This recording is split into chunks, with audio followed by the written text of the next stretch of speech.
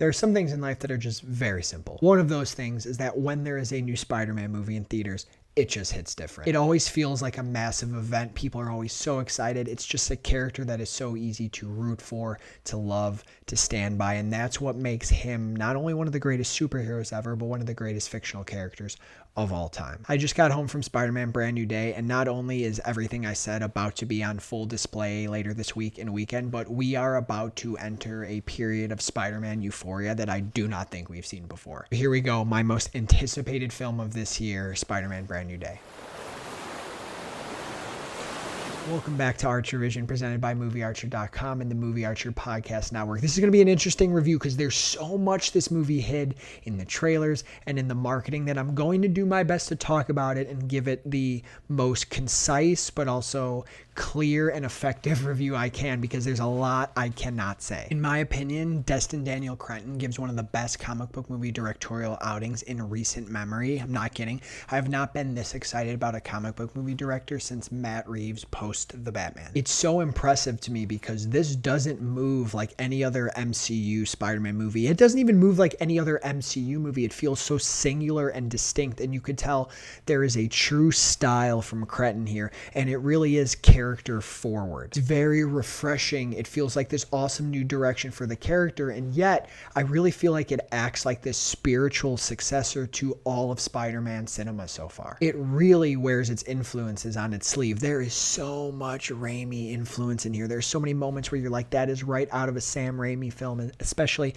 in terms of the tone, some of the humor, some of the moments between characters, and even some of the mystery and like dread and horror moments it tries to put in there. So see a little bit of influence from the web films with all the web action and some sort of like moves that you would see Andrew Garfield use. It also acts as this incredible payoff to the MCU Spider-Man journey, the story of Peter, MJ, and Ned, and at the same time it puts those characters in such an interesting new place and like launches them on this new runway of storytelling that I think is very interesting, and they have a lot they could work with going forward. So it feels new yet familiar yet really distinct, and yet it's like the greatest hits product of everything you loved about Spider-Man on the big screen. It very well may be the most emotional Spider-Man movie to date. That's due to the weight of that shared history between Peter, MJ, and Ned from the MCU journey, but it also is a very personal story to this version of Peter Parker and Spider-Man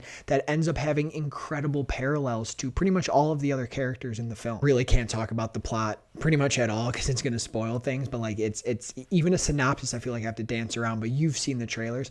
Peter is alone, he's isolated, he's putting all of his time and effort into Spider-Man, he's mutating, he's changing. Ned and MJ do not remember who he is, and then there's other characters. You got, John Bernthal's Punisher, Mark Ruffalo's Hulk, and then a character that may or may not be played by Sadie Sink. Maybe she is in this movie and someone, I don't know. And even though I can't talk about the story that much, I can tell you the themes in this movie are very strong and very apparent. We're talking about the concept of isolation and how that may lead to the loss of a sense of self, especially when you feel like you have to do things alone or you don't have relationships in your life. We're talking about changing and evolving, the resistance to change, the fear of change. And lastly, we're talking about the differences between people and how one may struggle to identify with their differences or embrace their differences, and how society may put you through a completely different lens. And earlier I used the term spiritual successor, but I really do think it operates that way with something like Sam Raimi's Spider-Man 2. That movie really looks to examine the man behind the mask. It really weighs the weight of the power and responsibility,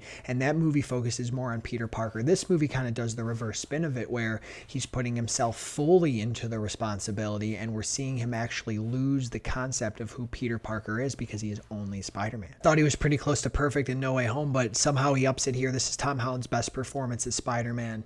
In my opinion, it's his best material. I think him and Zendaya together, actually, I think it's their best stuff together. She's really great in here. I also think Jacob Batalon is really good in here too, and their dynamic, that trio, is the emotional core of this movie. And when they start bringing that in and really kind of fulfill some things with that, God, it's lights out. It's great. And the other characters as well, John Bernthal, Mark Ruffalo, Sadie Sink. I mean, all these characters are in the movie for a reason. And there's incredible parallels between Peter's journey and theirs. We have John Bernthal, whose character, the Punisher, if you're familiar, is dealing with loss and has a reason for what he's doing. Mark Ruffalo is kind of symbolizes this monster and this other character that evolves, and Sadie Sink's character as well. I can't say anything about her, but no one is in here as like just like let's throw this character in. Let's throw, they all serve the story and plot beautifully, and some of them in really surprising ways. It's also a Spider-Man movie, so there's got to be cool Spider-Man stuff. And listen, there's some cool Spider-Man shit in here too. The visuals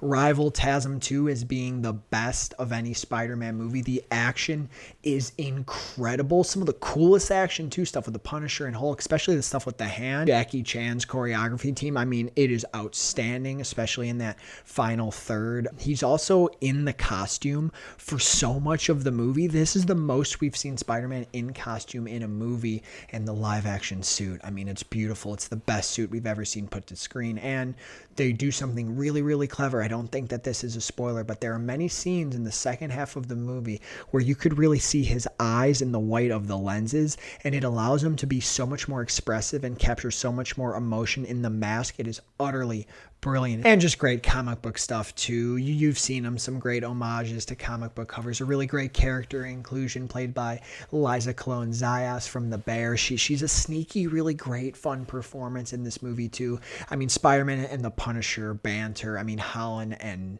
Bernthal, I mean, they must have had a field day. So many fun comedic moments, surprisingly emotional moments as well. Like, their dynamic, I would take it for 2 or 3 more movies personally. Another thing I love about this movie is how lived in it feels in terms of its place in the MCU with the characters they bring in. Even there's a really fun cameo in this movie, and it doesn't ever feel like too much or shameless.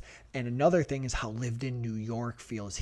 This is the most we've seen Holland have a relationship with New York, and the ending of the movie solidifies that in a really beautiful way. It feels like we're just kind of bouncing around the city doing a bunch of really cool, important Spider-Man stuff that you would see in the comic books. I gotta be really careful. Because I want to start telling you other favorite performances, but everyone's great. Everyone's pretty close to perfect, but outside of Holland and Zendaya being like so great in my opinion, Sadie Sink's really good.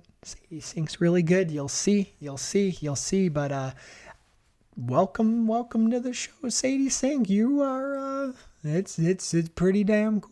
So hard to say where it matches up, but I'll tell you this, it's the best MCU Spider-Man movie to me. I was like, there's no way No Way Home can be exceeded for me, but No Way Home works so well for so many other reasons, but this is so much more of a personal, true solo Spider-Man story that is just an emotional powerhouse. Giving it a 9.5 out of 10, I think it's that good. I think it will go down as probably one of the best movies of the year. I think there will be people who might even say it's their favorite Spider-Man movie. It's going to make a bajillion dollars, and I think it's going to have crazy legs at the box office, and I think it's a movie that people are going to keep talking about, and it will be a really easy movie to get excited about and want to go see so many times. I mean, this thing, God, it moves so well. The pace is really great too. I forgot to talk about the pacing. It doesn't drag at all. In fact, it ended and I wanted so much more in the best way. I want the next one right away, and I never felt tired. It ended and I'm like, could have stayed here for 40 more minutes and it was already 2:20. But that's it. After you see Spider-Man Brand New Day, please let me know what you thought in the comments. Please make sure you like and subscribe to this video and this channel.